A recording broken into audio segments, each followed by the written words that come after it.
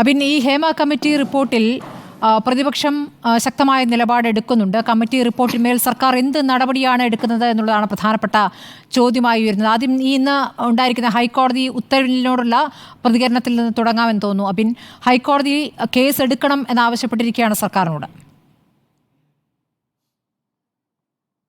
അത് തീർച്ചയായിട്ടും, അതായത് ബഹുമാനപ്പെട്ട കേരള ഹൈക്കോടതിയുടെ വിധി തീർത്തും സ്വാഗതപരമാണ്.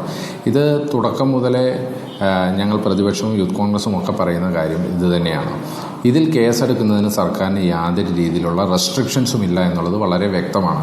കാരണം കോഗ്നിസിബിൾ ആയിട്ടുള്ള ഒരു ഒഫൻസ് നടന്നു എന്നുള്ള വിവരം കിട്ടിയാൽ ഉടൻ തന്നെ ആരാണെങ്കിലും അത് അറിയിച്ച് കേസിലേക്കുള്ള നടപടികളിലേക്ക് പോകാം. പിന്നെ ജസ്റ്റിസ് ഹേമ കമ്മിറ്റിയുടെ റിപ്പോർട്ടിൽ സീക്രസി നിലനിർത്തണം എന്ന് പറയുന്നത് ഇരകളുടെ സീക്രസി നിലനിർത്തണം എന്നുള്ളതാണ്.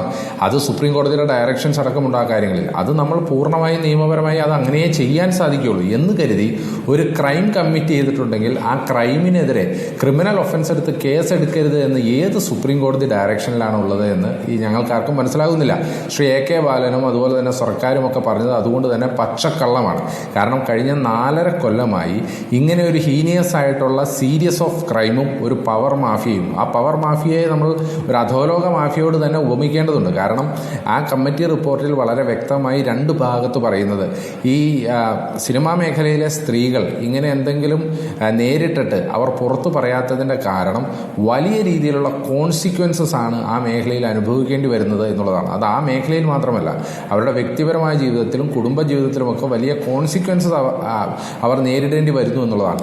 ഈ കോൺസിക്വൻസസിൻ്റെ കഥ കേട്ടപ്പോൾ ജസ്റ്റിസ് ഹേമയ്ക്ക് പോലും തോന്നി ഇവരത് ചെയ്യാത്തതാണ് നല്ലത് എന്ന് തോന്നി എന്നുണ്ടെങ്കിൽ, ഒരു റിട്ടയർഡ് ഹൈക്കോടതി ജഡ്ജിന് അങ്ങനെ തോന്നി എന്നുണ്ടെങ്കിൽ അപ്പോൾ എത്രമാത്രം വലിയ രീതിയിലുള്ള ഒരു കരാള ഹസ്തങ്ങളാണ് മലയാള സിനിമയെ പിടിച്ചടക്കിയിരിക്കുന്നത്. ഈ റിപ്പോർട്ടാണ് കഴിഞ്ഞ 4.5 കൊല്ലമായിട്ട് കോൾഡ് സ്റ്റോറേജിൽ വെച്ച് ആർക്കും കൊടുക്കാതെ ഒരു നടപടിയെടുക്കാതെ സർക്കാർ എടുത്തു വെച്ചിരുന്നത് എന്നുള്ളതാണ് ഇതിലെ ഏറ്റവും സുപ്രധാനമായ വിഷയം. ഇപ്പോൾ സർക്കാർ, ബഹുമാനപ്പെട്ട മുഖ്യമന്ത്രി പറയുന്നത് പച്ചക്കള്ളമായിരുന്നെന്ന് ഇന്ന് ബഹുമാനപ്പെട്ട ധനകാര്യമന്ത്രി ഡൽഹിയിൽ പറഞ്ഞില്ലേ. അദ്ദേഹം എന്താ പറഞ്ഞത്? സ്വമേധയാ കേസെടുക്കാനുള്ള എല്ലാ പ്രൊവിഷൻസും ഈ കമ്മിറ്റി റിപ്പോർട്ടുമായി ബന്ധപ്പെട്ടുണ്ട് എന്നാണ് ബഹുമാനപ്പെട്ട ധനകാര്യമന്ത്രി പറഞ്ഞത്. അതായത് ഈ മന്ത്രിസഭയിൽ തന്നെ വളരെ വ്യക്തമായിട്ട് അറിയാം ഇതിൽ നടപടി എടുക്കാമായിരുന്നു, ആ നടപടി എടുത്തില്ല എന്നുള്ളത് സർക്കാരിൻ്റെ ഭാഗത്തെ ഗുരുതരമായ വീഴ്ചയാണ്. അതുകൊണ്ടാണ് ബഹുമാനപ്പെട്ട ഹൈക്കോടതി ഇന്ന് വളരെ കൃത്യമായി അത് പറഞ്ഞിരിക്കുന്നത്.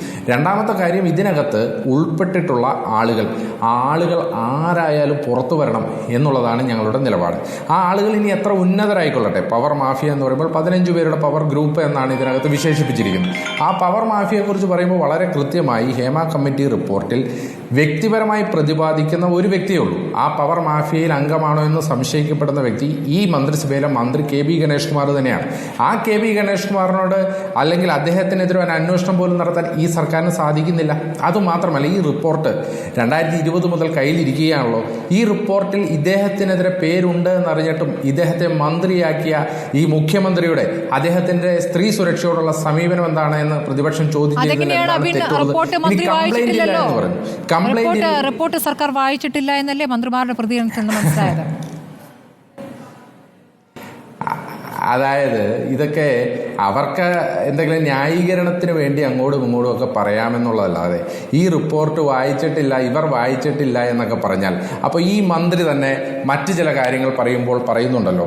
അതായത് ഈ കഴിഞ്ഞ കാലങ്ങളിൽ സിനിമാ മേഖലയിൽ നടത്തിയ പല പരിഷ്കരണങ്ങളും, അത് ഇന്റേണൽ കംപ്ലയിൻസ് ആയിക്കൊള്ളട്ടെ, അതുപോലെ തന്നെ കോൺക്ലേവുകളായിക്കൊള്ളട്ടെ, ഇങ്ങനെ പല കാര്യങ്ങളും ഈ സർക്കാർ തീരുമാനിച്ചത് ഈ റിപ്പോർട്ടിന്റെ കൂടി അടിസ്ഥാനത്തിലാണ് എന്നാണ് പറയുന്നത്. അപ്പോൾ അങ്ങനെയാണെങ്കിൽ ഈ റിപ്പോർട്ട് വായിക്കാതെയാണോ ഇവർ ഈ നടപടികളൊക്കെ എടുത്തത്?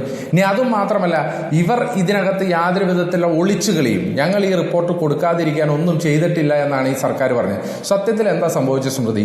സത്യത്തിൽ നിങ്ങളുടെ റിപ്പോർട്ടർ റോഷിപാൽ അടക്കം ഇതിനകത്ത് ഒരുപാട് പണിയെടുത്തിട്ടുണ്ട്, അത് നമുക്കറിയാം. കാരണം എന്താ, ഈ റിപ്പോർട്ടിന്റെ പകർപ്പ് ലഭിക്കുന്നതിന് വേണ്ടി സാംസ്കാരിക വകുപ്പുമായി ബന്ധപ്പെട്ട ആദ്യം ഒരു വിവരാവകാശം വെച്ചു. ആ വിവരാവകാശം തള്ളിക്കളഞ്ഞു, ഇനി ഇത് കൊടുക്കാൻ പറ്റില്ല എന്ന് പറഞ്ഞു. ആ സാംസ്കാരിക വകുപ്പിലെ അപ്പലേറ്റ് അതോറിറ്റിയുടെ അടുത്ത് വീണ്ടും വിവരാവകാശം വെച്ചു. കാരണം ഇവിടെ നിന്ന് തള്ളി അപ്പലേറ്റ് അതോറിറ്റി പോയി, അപ്പലേറ്റ് അതോറിറ്റിയും തള്ളി. അപ്പോഴാണ് വിവരാവകാശ കമ്മീഷണറുടെ കയ്യിലേക്ക് പോകുന്നത്. അതായത് സർക്കാരിന്റെ കയ്യിലുള്ള വിവരാവകാശ ഓഫീസർ 2 പ്രാവശ്യം ഈ റിപ്പോർട്ട് കൊടുക്കാൻ പറ്റില്ല എന്ന് പറഞ്ഞ് തള്ളിക്കളഞ്ഞപ്പോഴാണ് വിവരാവകാശ കമ്മീഷണറുടെ അടുത്തേക്ക് പോയത്. ആദ്യം ശ്രീ വിൻസെന്റ് അമ്പോൾ അത് കൊടുക്കാൻ പറ്റില്ല എന്ന് പറഞ്ഞെങ്കിലും പിന്നീട് വീണ്ടും രണ്ടാമതൊരു വിവരാവകാശം നിങ്ങളുടെ റിപ്പോർട്ടർ കൂടിയായ ശ്രീ റോഷിവാൾ ഉൾപ്പെടെയുള്ള ആളുകൾ സാംസ്കാരിക വകുപ്പിൽ വെച്ചു. ആ അപേക്ഷയും തള്ളി. വീണ്ടും അപ്പലേറ്റ് അതോറിറ്റിയിൽ പോയി, ആ അപേക്ഷയും തള്ളി. പിന്നീട് ശ്രീ അബ്ദുൾ ഹക്കീം എന്ന് പറയുന്ന വിവരാവകാശ കമ്മീഷണർ വന്നപ്പോഴാണ് ഈ അപേക്ഷ പരിഗണിച്ചത്. ഈ അപേക്ഷ പരിഗണിച്ചുകൊണ്ട് അദ്ദേഹം സർക്കാരിനോട് ഇത് എന്തുകൊണ്ട് കൊടുക്കാൻ പറ്റില്ല എന്ന് ചോദിച്ചപ്പോൾ കൊടുക്കാൻ പറ്റില്ല എന്ന് പറഞ്ഞു. അപ്പോൾ അദ്ദേഹത്തിന്റെ പ്രത്യേക അധികാരം ഉപയോഗിച്ചാണ് ഇപ്പൊ ഇത് പുറത്തുവിട്ടത്.